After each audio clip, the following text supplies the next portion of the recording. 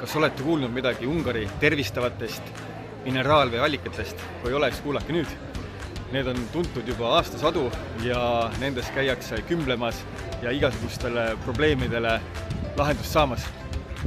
Väidetavalt tohib siinses vees olla vaid 15 minutit, sest peale seda läheb see juba nahale kahjulikuks ja lastele on siin üldse lubatud olla alates 14. eluaastast.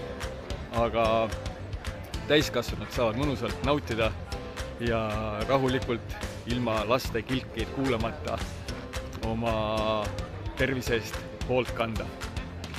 Kui sind Ungari huvitab, siis tule nüüd ja kohe YouTube kanalile Arvi Teerjett ja seal on juba täispikk video Ungaris matkamise, Ungari napsude proovimise ja veealuste koobaste vaatamise ja palju muu kohta.